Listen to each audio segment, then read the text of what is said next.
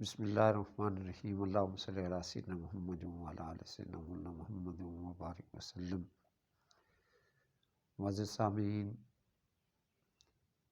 اقامت دین کے حوالے سے اللہ رب العالمین نے جو اپنا دین امت محمدیہ کو دیا،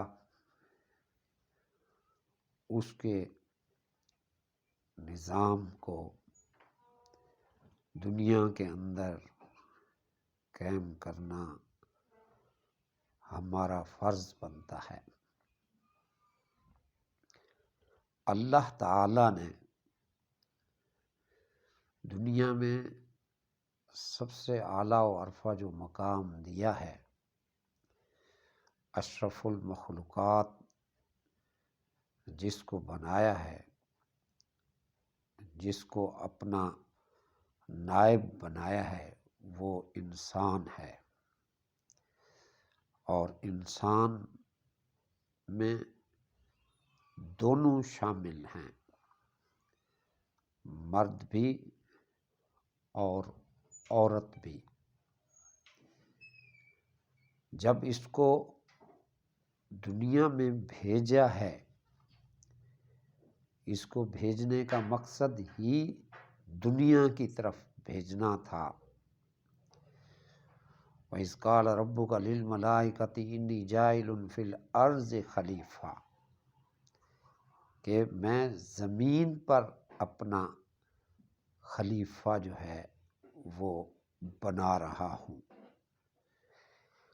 اب جب زمین پر بھیجنا ہی مقصود تھا تو لازم تھا کہ اس کے رہن سہن، اٹھنا بیٹھنا، چلنا پھرنا، اس کے لیے ایک ضابطہ حیات بھی لازم تھا۔ تو اللہ کا دین انسان کا وہ ضابطہ حیات ہے جس پر وہ اپنی زندگی کو گزارتا ہے، اور وہ ضابطہ حیات دین اسلام ہے، جو کہ ایک مکمل ضابطہ حیات ہے۔ حضرت آدم علیہ السلام کی تخلیق کے ساتھ ہی جس وقت اللہ رب العالمین نے زمین کی طرف حضرت آدم علیہ السلام کو بھیج دیا، اس وقت سے اللہ کی دی ہوئی ہدایات بھی حضرت آدم علیہ السلام کو سمجھا دی گئی تھی۔ لہٰذا اللہ کے دین کی، انسان کی رہنمائی کی، انسان کی خیرخواہی کی ہدایات حضرت آدم علیہ السلام سے شروع ہوئی،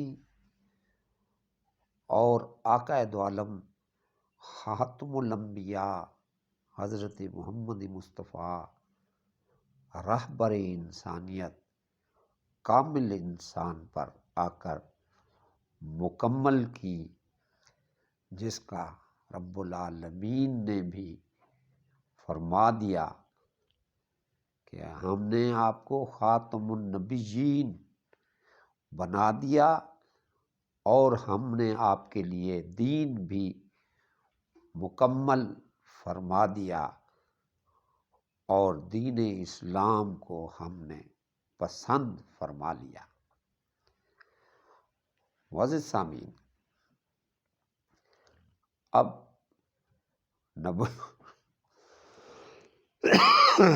نبوت کا تشریف لے آنا اور دین کا مکمل ہو جانا، نبوت کا پھر پردہ فرما لے جانا، اور قیامت تک اس دین کو قائم رکھنا، اب یہ ہماری ذمہ داری ہے۔ اور اس ذمہ داری میں ہر انسان شامل ہے، اور انسان کی کیٹیگری میں عورت بھی شامل ہے، یعنی دین کو قائم کرنے کے لیے ہر انسان اور ہر عورت کی یہ ذمہ داری ہے کہ وہ اللہ کے پیارے دین کو اس دنیا کے اندر قائم کرے۔ جس طرح آقا دو عالم صلی اللہ علیہ وسلم نے جزیرۃ العرب میں اس کو قائم کر کے دکھایا،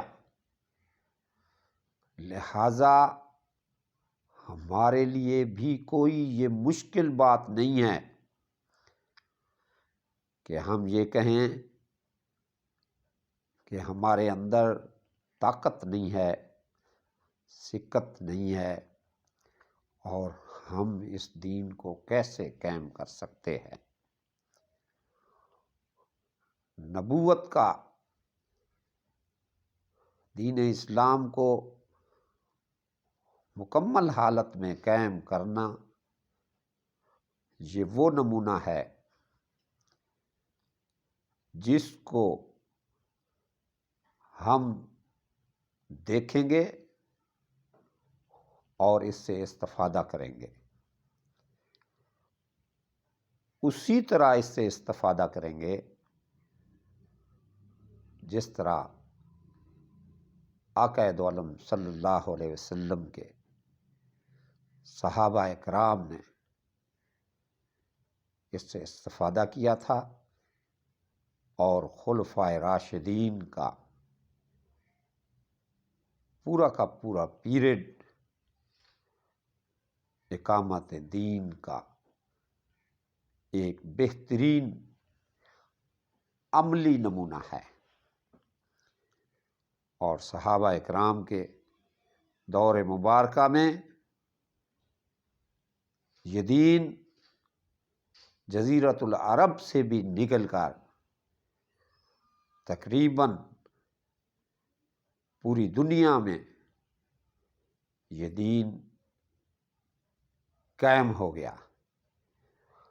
حضرت عمر فاروق رضی اللہ تعالی عنہ کا دور مبارکہ اتنا وسیع و عریض دور مبارکہ تھا رقبہ کے لحاظ سے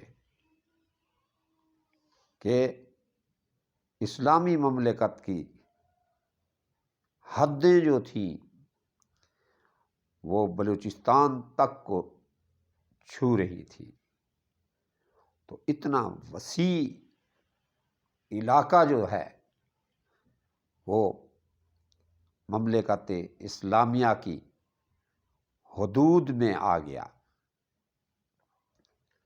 اب جب دین قائم ہو گیا،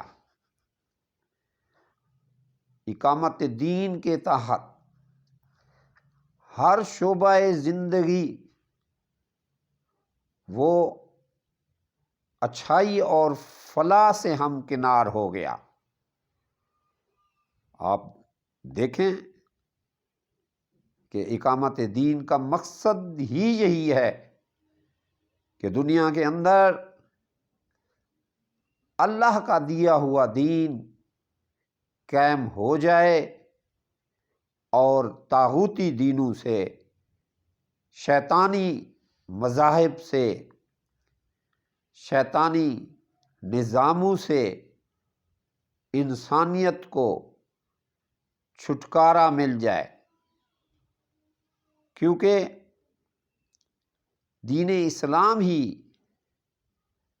ایک وہ دین ہے جو پورا کا پورا انسانیت کی فلاح و بہبود، انسانیت کی خوشحالی و امن، انسانیت کی عزت و عصمت کی بقا ہے۔ دین اسلام کے ذریعے آپ امن بھی حاصل کر سکتے ہیں۔ یہ تاریخ طبری میں یہ واقعہ موجود ہے کہ حضرت عمر فاروق رضی اللہ تعالیٰ عنہ کا بہترین قول تھا کہ اگر دریائے فرات کے آخری کنارے پر کتا بھی بھوکا مر گیا تو اس کی جواب دہ مجھے ہونا پڑے گا۔ اور لوگوں نے دیکھا کہ کتے اور بھیڑیے ایک ہی جگہ سے پانی پیتے تھے۔ ایک دن ایک شخص نے دیکھا کہ بھیڑیے نے بکری کے اوپر حملہ کیا، تو شخص نے کہا لگتا ہے کہ آج عمر فاروق اس دنیا سے چلا گیا ہے۔ کچھ دن کے بعد جب قافلہ مدینۃ المنورہ سے اس شہر کے اندر آیا اور حال احوال پوچھنے پر پتہ چلا کہ عمر فاروق رضی اللہ تعالی عنہ فلاں دن اس دنیا سے رخصت ہو گئے، تو وہ وہی دن تھا جس دن اس شخص نے دیکھا کہ بھیڑیے نے بکری کے اوپر حملہ کر دیا ہے۔ سامعین، دین اسلام ہی ضامن ہے عدل و انصاف کا، دین اسلام ہی ضامن ہے خوشحالی کا، دین اسلام ہی ضامن ہے امن کا۔ کہ اسلام کا نظام دنیا کے اندر آ جائے تو سلامتی کا نظام جو ہے وہ دنیا میں آ جاتا ہے۔ آپ دیکھیں کہ جس وقت اسلامی حکومتیں تھیں اس وقت لوگوں کو خوشحالی ہی خوشحالی نصیب ہوئی، اور کیسر و کسریٰ کہ جب تخت ٹوٹ کر بیت المال میں ان کا سامان مال غنیمت کے طور پر آ کر رکھا گیا، ایک صحابی نے اس وقت کیسر و کسریٰ کے تاج کو آ کر مسجد نبوی کے سامنے پھینکا اور کہا یہ مجھے مال غنیمت پہ ملا ہے۔ اللہم صلی علی سیدنا محمد وعلی آل سیدنا محمد وبارک وسلم۔ معزز سامعین، اب آپ دیکھیں وہی لوگ جن کو کھانے پینے کے لیے اتنی خوراک میسر نہیں تھی، اتنی خوشحالی نہیں تھی کہ وہ جی بھر کر کھا سکیں، ایک ایک کھجور 3 صحابہ کھاتے تھے، وہ لوگ جو پتھروں کو اپنے پیٹ پر باندھ کر غزوات میں شرکت کیا کرتے تھے، وہی لوگ جب دین اسلام آ گیا اتنی خوشحالی آ گئی کہ صحابی رسول نے مال غنیمت میں آ کر کیسر و کسریٰ کے تاجوں کو آ کر پھینکا اور کہا یہ مال غنیمت کے لیے حاضر ہے، اور خوشحالی اتنی آ گئی کہ صحابہ کرام پریشان ہو جاتے تھے کہ کیا اللہ کی نعمتیں ہمارے اوپر دنیا میں تو پوری کر دی گئی، کہ اللہ کی نعمتیں کیا ہمارے اوپر دنیا میں ہی پوری کر دی گئی ہیں۔ صحابہ کرام اتنی بڑی خوشحالی پر پریشان ہو جایا کرتے تھے۔ وہ لوگ جو ایک دن کھاتے تھے 3 دن صبر کرتے تھے، وہی لوگ اتنے خوشحال نظر آنے لگے کہ اپنی خوشحالی پر، اپنے مال پر پریشان ہونے لگ گئے۔ تو یہ کس وجہ سے تھا کہ یمن سے نکلنے والی سونے سے لدی ہوئی عورت آرام کے ساتھ آ کر بیت اللہ کا طواف کرتی ہے؟ یہ کیسے ممکن ہو گیا تھا کہ ایک شخص آ کر امیر المومنین حضرت عمر فاروق رضی اللہ تعالیٰ عنہ کا پوچھتا ہے اور کہتے ہیں کہ تمہارے خلیفہ کا محل کہاں ہے؟ اسے بتایا جاتا ہے کہ ہمارے خلیفہ کا کوئی محل نہیں ہوتا، شہر میں گشت کر رہا ہوگا یا شہر سے باہر کسی درخت کے نیچے لیٹا پڑا ہوگا۔ اس نے شہر مدینہ کے اندر دیکھا، چھوٹا سا شہر مبارکہ تھا، چھوٹا سا شہر کا بازار تھا۔ نہ پا کر اس نے مدینہ سے باہر نکل کر دیکھا تو ایک شخص آرام سے درخت کے نیچے لیٹا پڑا ہے، سر کے نیچے پتھر دیا ہوا ہے اور کوڑا جو ہے اس کا لٹک رہا ہے۔ اور جب وہ قریب آیا تو حضرت عمر فاروق رضی اللہ تعالیٰ عنہ نے کھٹکے پر جاگ گئے اور پوچھا تم کون ہو؟ اس نے کہا امیر المومنین، میں قاصد روم ہوں، میں آپ کے پاس اپنے بادشاہ کا پیغام لے کر آیا ہوں، لیکن میں آپ سے ایک بات پوچھنا چاہتا ہوں اور اس بات کا جواب بھی میں دینا چاہتا ہوں۔ سوال یہ ہے کہ آپ اتنے خوف و خطر کے بغیر آرام سے سو رہے ہیں، اور جواب اس کا یہ ہے کہ آپ اپنی سلطنت کے اندر عدل و انصاف کرتے ہیں۔ سبحان اللہ و بحمدہ، سبحان اللہ العظیم۔ تو یہ کس سے ممکن ہوا؟ یہ صرف اور صرف اقامت دین سے ہی ممکن ہوا کہ عمر فاروق رضی اللہ تعالیٰ عنہ نے دین کو مکمل نافذ کر کے دکھایا اپنی ریاست کے اندر، اپنی مملکت کے اندر۔ سیدنا ابو بکر صدیق رضی اللہ تعالیٰ عنہ کو دیکھیں، اکابرین صحابہ کہہ رہے ہیں کہ منکرین زکوٰۃ کے ساتھ ایسا معاملہ ابھی نہ کریں، تو اقامت دین کرنے کے لیے فرمایا کہ جو اونٹ کی رسی بھی نبوت کے دور میں زکوٰۃ کے طور پر آئی تھی، میں وہ بھی وصول کر کے رہوں گا۔ یہ اقامت دین ہے کہ پورے کے پورے نظام کو ریاست کے اندر مکمل طور پر نافذ کرنا ہے۔ یہ نہیں ہے کہ تھوڑا سا یہاں سے لے لیں، تھوڑا سا معیشت پہ کمپرومائز کر لیں، تھوڑا سا آئلی قوانین پہ کمپرومائز کر لیں، تھوڑا سا خارجہ پہ کمپرومائز کر دیں۔ یہ نہیں ہے، اللہ کے دین کو پورا کا پورا جو ہے وہ نافذ کرنا ہے۔ اس میں کسی قسم کی کوئی کمی بیشی نہیں ہو سکتی کہ دین بھی مکمل ہے،